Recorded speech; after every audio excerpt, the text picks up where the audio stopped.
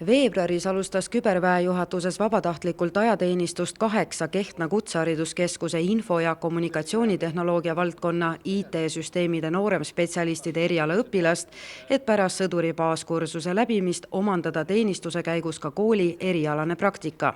Meile anti see võimalus, tuldi klassi sisse, öeldi, et kes tahab, tõstsime käed, 10-st 8 tõstsid käed. Me üldiselt tulime selle pärast siin aega säästa, et pärast ei pea ekstra minema, saab kohe praktikaga ära. Kübersõdurite töö on Kaitseministeeriumi vastutusalas küberruumi operatsioonide läbiviimine, aga ka pisimagi IT-abi osutamine. Sõdurid ise hindavad seda kogemust kõrgelt. Kohanemine on kõvasti lihtsam uues kohas, kui sul on tuttavad kaasas. Palju lihtsam oli tõesti kohaneda. SPK-l oli suur kergendus see, et juhul kui oli abi vaja, siis teadsid, kelle küsida, teades seda, et oled mitu aastat tulnud juba. Kui sa oled piisavalt pärev siin, sulle tehakse pakkumine, et jääksid tegevväelaseks ning saad oma tööd jätkata siin.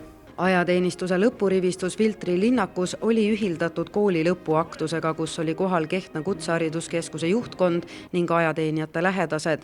Lõpurivistusel said ajateenijad kätte kooli lõputunnistuse ning nad arvatakse reservi. Projektiga on kavas järgmisel aastal jätkata ning laiendada seda ka teistele koolidele.